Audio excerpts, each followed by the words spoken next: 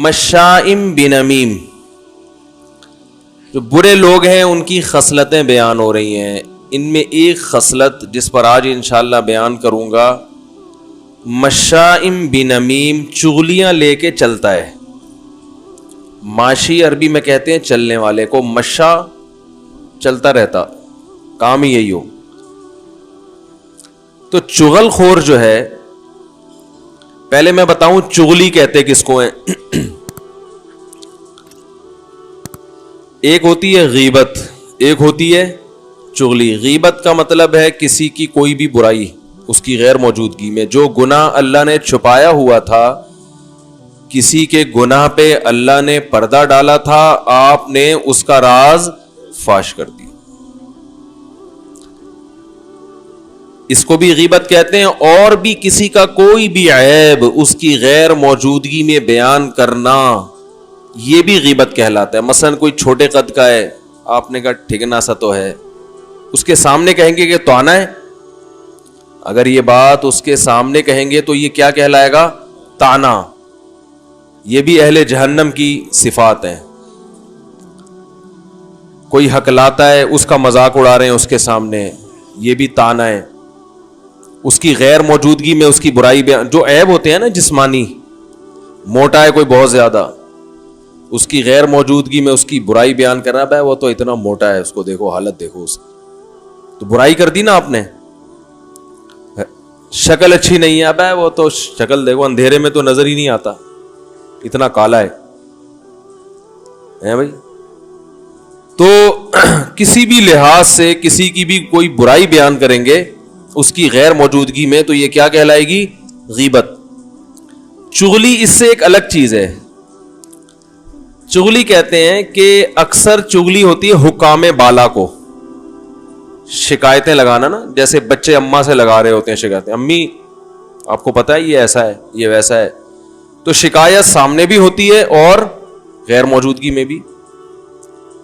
جب یہ اصلاح کی نیت سے ہو تو نہی عن المنکر کہلاتی ہے، اور جب یہ فساد پیدا کرنے کے لیے ہو تو اسی عمل کو چغلی کہا جاتا ہے. نہی عن المنکر اور چغلی ایک ہی چیز کے دو نام ہیں، نیتوں سے فرق ہو جاتا ہے. سمجھ رہے کہ نہیں سمجھ رہے؟ دیکھو، آپ نے اپنے باس کو شکایت لگائی کہ وہ امپلائی جو ہے نا وہ تمیز سے کام نہیں کرتا، سر اس سے کمپنی کو نقصان ہو سکتا ہے.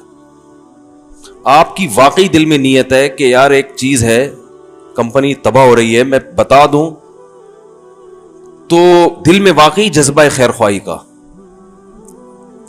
بڑے بھائی نے چھوٹے بھائی کی ابا کو شکایت لگائی کہ ابا یہ کنٹرول سے باہر ہے، اس کو میں نے 2-3 دفعہ پائپ میں بیٹھا ہوا دیکھا ہے، اس میں چرسی بیٹھے ہوتے ہیں نا پائپ میں. اور بھائی کے دل کے اندر یہ جذبہ ہے کہ کسی طرح میرا چھوٹا بھائی اس برائی سے بچ جائے. میں سمجھاؤں گا نہیں مانے گا، ابا کو بتا دو، کاش یہ چھوڑ دے اس برائی کو. ٹھیک ہے نا؟ تو یہ کام کیا کہلائے گا؟ نہی عن المنکر، برائی سے روکنے کی فکر. لیکن یہی بڑا بھائی، اس نے دیکھا چھوٹے بھائی کو چرسیوں کے ساتھ، معذرت کے ساتھ کوئی اور غلط ایکٹیویٹی میں دیکھا، لیبل لگا رہا ہے نہی عن المنکر کا، لیکن دل میں لڈو پھوٹ رہے ہیں کہ ایک برائی سامنے آئی، ابا کو بتاؤں گا، ابا کی نظر میں اس کی ویلیو کم، میری ویلیو زیادہ، کہ تو بڑا نیک ہے، مجھے بتاتا بھی یہ گھر میں کیا ہو رہا ہے.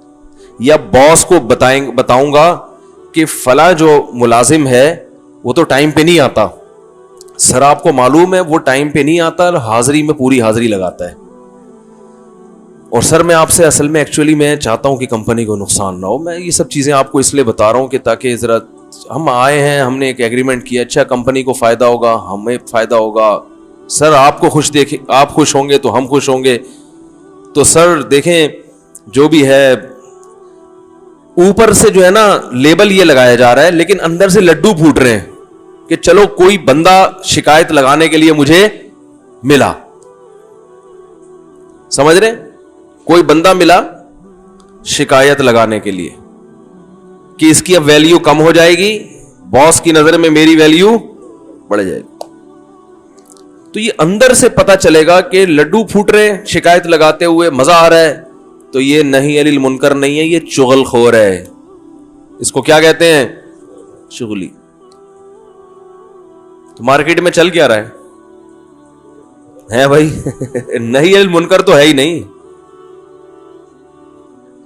جو چیز چل رہی ہے نا, جب ہم کسی کی شکایت لگاتے ہیں, دل میں خوشی ہو رہی ہے کہ اس کی ویلیو گر رہی ہے, سمجھ لو آپ کی نیت اچھی نہیں ہے, آپ معاشرے میں اصلاح نہیں چاہتے. گھروں میں ایسا ہوتا ہے, گھروں میں رہنے والی خواتین شوہر کے سامنے اس کی بیوی کی برائی کر رہی ہیں. اگر برائی اس نیت سے کی جا رہی ہے بھائی کنٹرول کر لے, ان کا گھر بس جائے گا, خام خامے ایسا نہ ہو کہ معاملہ اور آگے چل کے خراب ہو جائے, تو یہ ہے نہی عن المنکر, برائی سے روکنے کے لیے کام ہو رہا ہے. لیکن اکثر ایسا ہوتا نہیں ہے. چسکے لے لے کے جب شکایتیں لگائی جائیں گی تو سمجھ لو کہ یہ شکایتیں چغلی میں آتی ہیں, نہی عن المنکر میں نہیں آتی. نہی عن المنکر میں انسان میں اصلاح کا جذبہ ہوتا ہے, لہذا وہ ایسی صورت اختیار کرے گا. سب سے پہلے وہ یہ کام کرے گا کہ اگر شکایت کے بغیر اصلاح ہو جائے تو یہ کام زیادہ اچھا ہے. سمجھ رہے؟ پہلی مثلا بڑے بھائی نے چھوٹے بھائی کو یا چھوٹے نے بڑے کو دیکھا, وہ ڈائریکٹ ابا تک پہنچنے سے پہلے کوشش کرے گا کہ ایک دفعہ خود سمجھائے, بلکہ خود بھی براہ راست بات کرنے کے بجائے کہ یار سامنے والے کو پتا چل جائے گا کہ اس کے راز پر میں مطلع ہو گیا ہوں, تو یہ میری نگاہوں میں نہ گر جائے کہیں. یہ بھی تو ہوتا ہے نا. ارے آپ نے کسی کو برائی کرتے ہوئے دیکھا, اب آپ جا کے اس کو بتا رہے ہیں کہ یہ نہ کرو, تو اس سے اس کے دل میں خیال آئے گا کہ یار اس نے مجھے دیکھ لیا ہے, اب میں اس کی نظر میں تو گر گیا. تو اچھے لوگ سامنے بھی نہیں بتاتے, یہ شو کرتے ہیں جیسے ہمیں پتا چلا ہی نہیں ہے. کسی بڑے مولانا صاحب کو آپ نے ایک سگریٹ پیتے ہوئے دیکھ لیا, مولاناؤں پہ تو سوٹ نہیں, میں مثال دے رہا ہوں تاکہ ایک مہذب مثال آئے نا. سگریٹ کی مہذب تو نہیں ہے لیکن کوئی ایسی مثال تو برائی تو ہو نا کم از کم. وہ بڑے عالم تھے, علماء سگریٹ نہیں پیتے, بہت سی چیزیں ایک عام لوگوں پہ اتنی بری نہیں ہوتی لیکن علماء پہ آپ نے دیکھا بہت بڑے بزرگ ہیں پی رہے ہیں بیٹھ, چرس نہیں ہے اس میں, خالی سگریٹ پی رہے ہیں. وہ بےچارے چھپ کے پی رہے ہیں, ان کو کوئی عادت پڑ گئی تھی بچپن میں. میں نے ایک مولانا صاحب کو دیکھا تھا سگریٹ پیتے ہوئے, سفر میں تھا, حقیقت ہم سفر میں تھے, ایک مولانا صاحب تھے ہمارے ساتھ, بڑے اچھے عالم ہیں, آپ لوگ جانتے نہیں.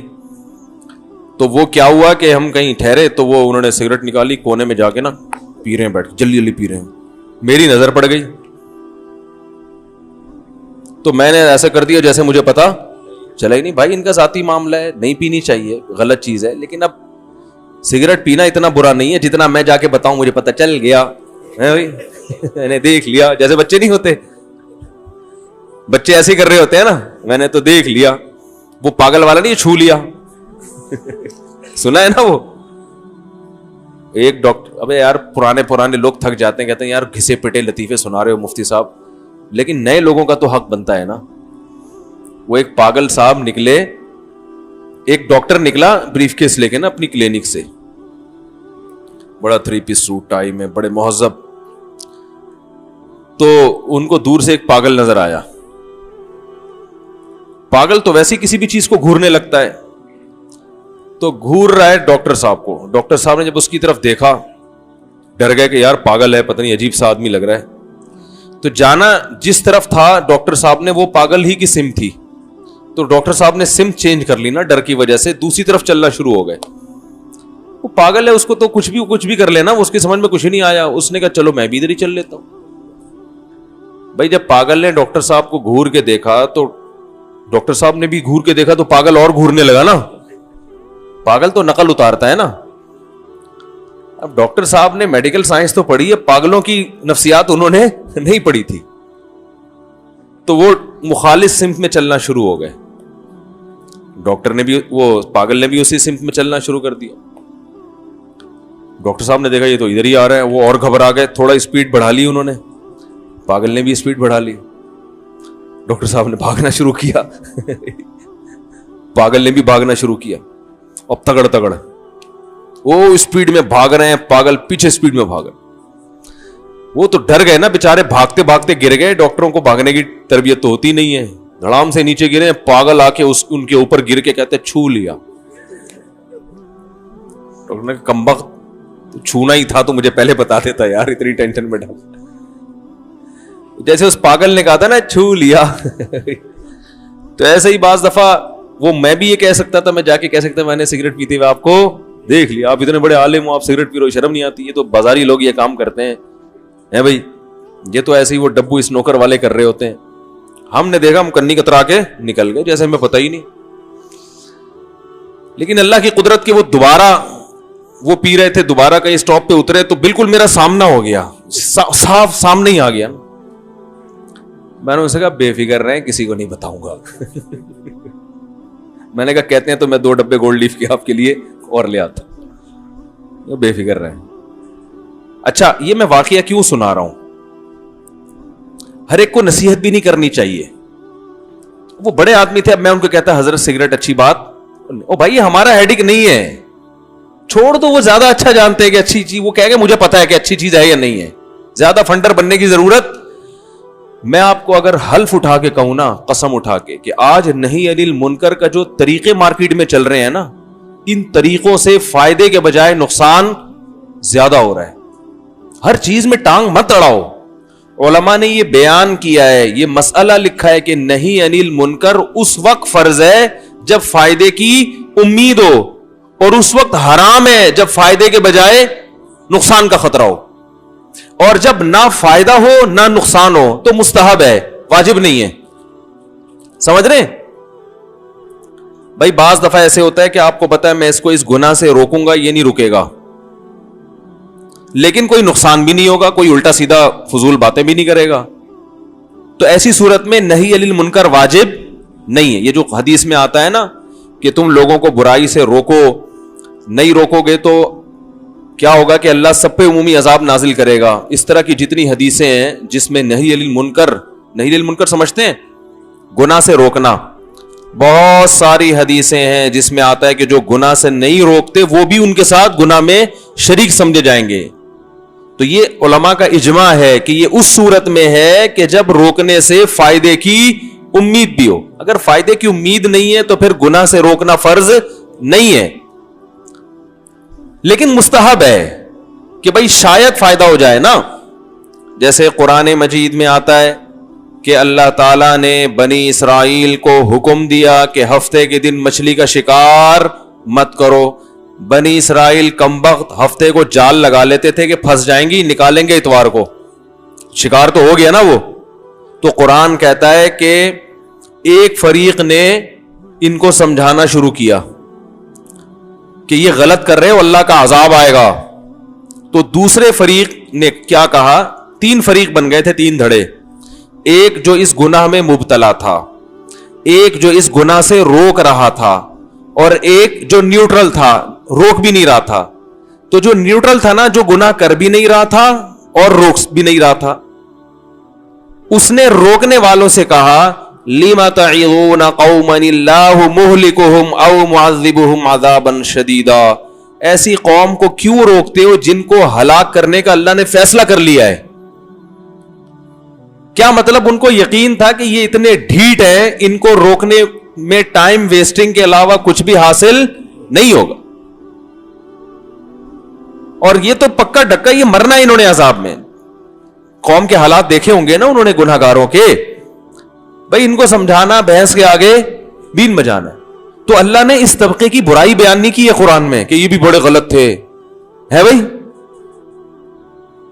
بھائی جو روکنے والے پر اعتراض کر رہے ہیں, لِمَ تَعِظُونَ قَوْمًا, کیا کہہ رہے ہیں بھائی تم ایسی قوم کو کیوں سمجھا رہے ہو جس نے ماننا ہی نہیں ہے, ٹائم ویسٹ کیوں کر رہے ہو؟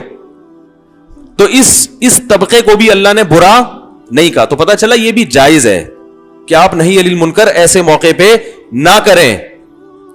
تو کرنے والوں نے کیا کہا, مَعْذِرَةً إِلَىٰ رَبِّكُمْ, بھائی قیامت کے دن اللہ کے سامنے عذر پیش کریں گے, اللہ ہم جو کر سکتے تھے ہم نے کیا, ہم روک سکتے تھے ہم نے روک لیا. وَلَعَلَّهُمْ يَرْجِعُونَ, اور ٹھیک ہے کہ ان سے ماننے کی امید نہیں ہے لیکن شاید ان میں سے کوئی رک جائے. بعض چیزیں انسان اسباب کی دنیا میں ناممکن سمجھ رہا ہوتا ہے لیکن وہ ممکنات میں ہوتی ہیں. تو اس لیے فقہا نے اصول, فقہا قرآن و حدیث کو بڑا اچھا سمجھتے ہیں آج تو بزرگوں سے فقہا سے اعتماد ختم کیا جا رہا ہے نا, کسی سے نہیں سمجھو, ہم سے سمجھو. تو ہم ہی پہلے فنٹر دنیا میں پیدا ہوئے ہیں جن سے آپ قرآن سمجھو گے. ہم کہتے ہیں بہت لوگوں نے سمجھا ہوا ہے, ان سے سمجھو. ہاں اس میں کچھ غلط لوگ بھی آئے ہیں, تو سارے غلط تھوڑی ہیں, صحیح لوگ زیادہ ہیں الحمدللہ. اسلامی تاریخ میں اتنی بدگمانی کہ سب کو غلط سمجھنا شروع کر دو. سارے مفسرین ٹھیک ہیں, سارے محدثین, سارے فقہا, یہ سب صحیح ہیں اور اب تک صحیح آ رہے ہیں.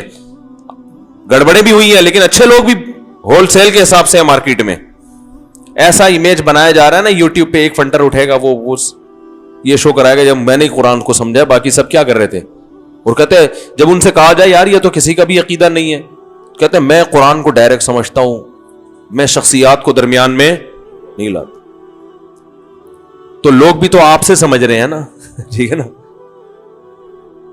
لوگ آپ کی شخصیت کو درمیان میں لائیں تو ٹھیک ہے, اور جب ہم باقی شخصیتوں کو لائیں تو وہ شخصیت پرستی ہے. تو کہتے ہیں ہم دلیل سے بات کر رہے ہیں اس لیے ہماری بات مانو تو شخصیت پرستی نہیں ہے.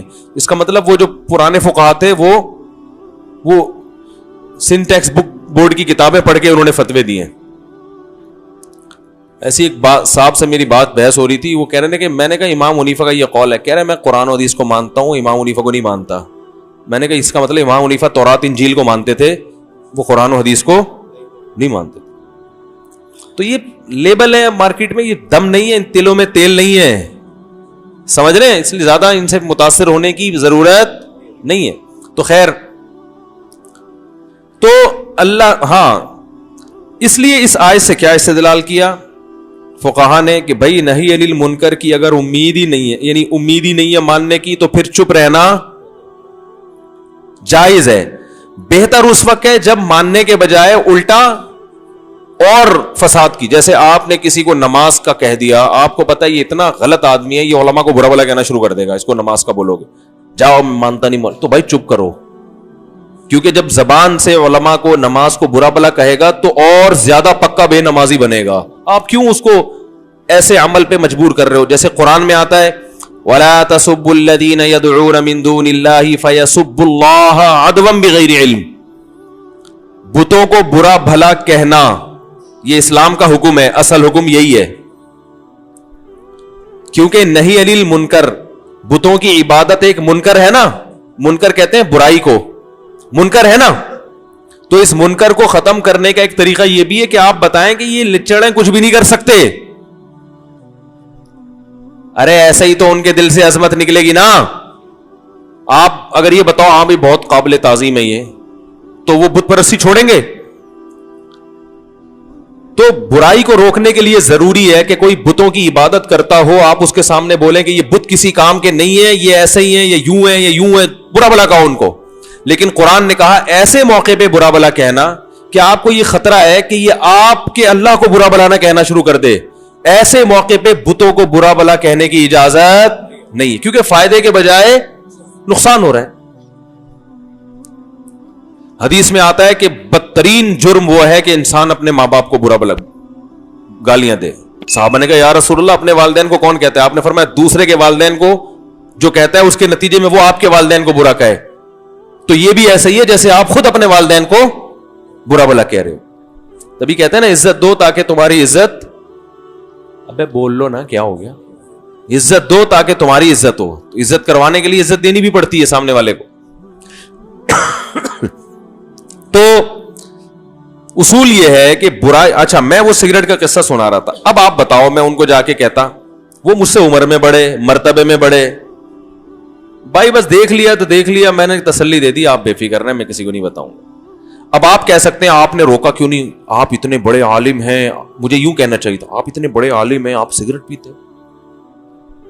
بہت افسوس, بہت افسوس. اس کے دل میں آئے گا بے بھائی تو کیا میرا باپ ہے؟ اور دوسرا یہ سب کو پتا ہے کہ بری چیز ہے, یا تو پتا نہ ہو, مسئلہ معلوم نہ ہو, میں بتاؤں دیکھو کتابوں میں لکھا ہوا بری چیز ہے, ہمیں پتا ہے, ان کو پتا بھی ہے.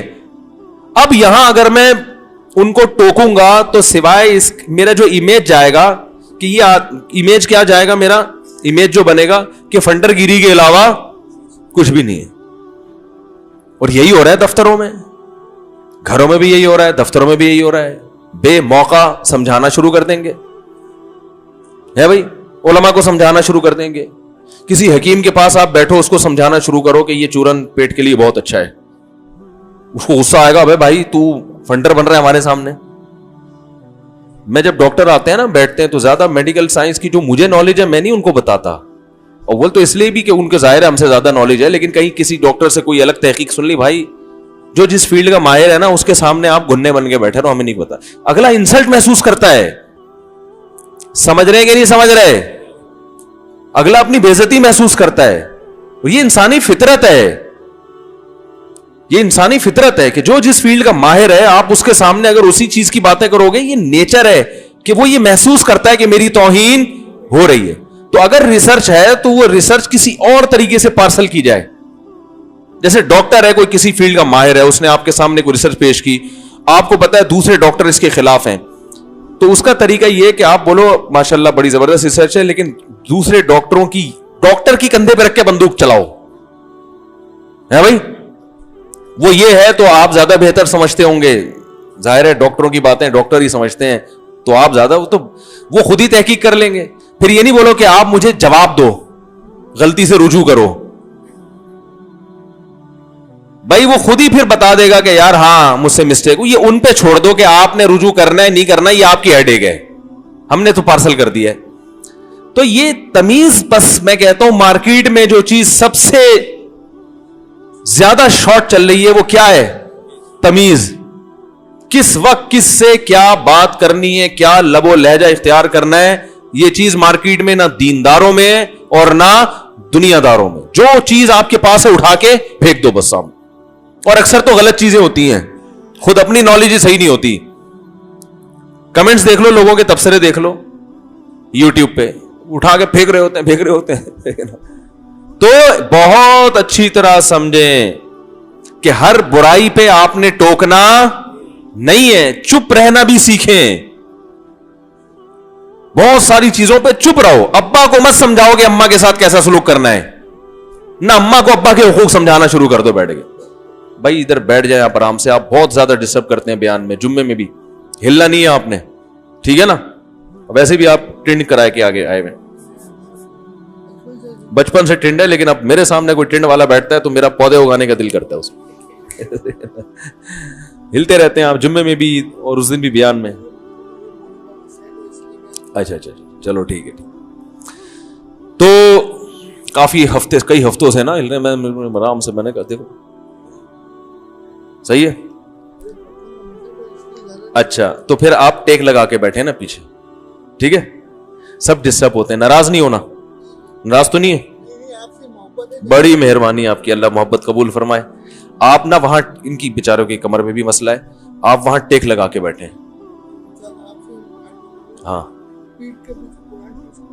پڑھ سکتے, نہیں کوئی منع نہیں. ناراض تو نہیں ہے, بڑی مہربانی. آپ کہہ رہے تھپڑ ماریں گے تو برداشت کروں گا. نہیں اس پہ تو تھپڑ نہیں, اس پہ تو پیار کرنے کا دل چاہ رہا ہے. ایسے اس پہ آپ سرسوں کا تیل لگا کے آئیں, ہجامہ ہوا ہے ماشاءاللہ ماشاءاللہ. اب وہاں آپ ٹیک لگا کے بیٹھ جاؤ, اب آپ ہلے تو میں سیدھا پولیس کو فون کروں گا, ٹھیک ہے. اس دن جمعے کے بیان میں بھی نا. تو نہیں انل منکر, برائی سے روکنا. کیا بات چل رہی تھی یار, ذرا دماغ. ہاں ابا کو اما کے حقوق سمجھا رہے ہو, اما کو ابا کے حقوق سمجھا رہے ہو, بیٹھ کے تو سمجھاؤ, لیکن بہت دیکھ کے, بہت سوچ سمجھ کے یار, کس طریقے سے. اور غصے میں کبھی کسی کو نصیحت نہیں کرو. سامنے والے کو غصہ آیا ہوا ہے نا, پھر نہیں سمجھاؤ. نصیحت ہمیشہ جب اثر کرتی ہے جب سامنے والا بھی ریلیکس اور آپ بھی ریلیکس. آرام سے تمیز سے بیٹھو, بھائی چائے لے کر آؤ, پھر آپ ذرا بات شروع کرو, بسم اللہ خیریت, یہ وہ اس طرح کر کے نا یہ شوق ثابت کرو کہ میں آپ کا خیر خواہ ہوں, میں آپ کا بھلا چاہتا ہوں. اور واقعی چاہو بھی, بلا وجہ لیبل بھلائی کا نہ مت لگاؤ. وہی میں نے بتایا, نیت اگلے دل میں جو کچھ ہوتا ہے نا وہ سامنے والا اللہ اس کے دل میں ڈال دیتے ہیں کہ یہ تمہاری بھلائی چاہتا ہے, یہ تمہیں ذلیل کرنے کے لیے, رسوا کرنے کے لیے اس نے بٹھایا ہے. تو یہ دیکھو قرآن مجید میں اللہ نے صحابہ کا جو نہیں انل منکر کا حکم دیا نا, ہم لقمان علیہ السلام کا واقعہ دیکھتے ہیں، اس طرح جہاں بھی نہی عن المنکر کی بات آئی ہے تو قرآن وہاں صبر کی تلقین بھی کرتا ہے. اس سے پتہ چلتا ہے کہ برائی سے روکنے والے کو زیادہ صبر کرنا پڑتا ہے، کیونکہ جب آپ برائی سے روکتے ہیں آگے ری ایکشن لوگوں کا اچھا نہیں ہوتا، الٹا ری ایکشن ہوگا، آپ کا دل چاہے گا رکھ کے تھپڑ لگائے اس کے اس سے وہ فائدہ کی بجائے کیا ہو جائے گا، الٹا نقصان ہو جائے گا.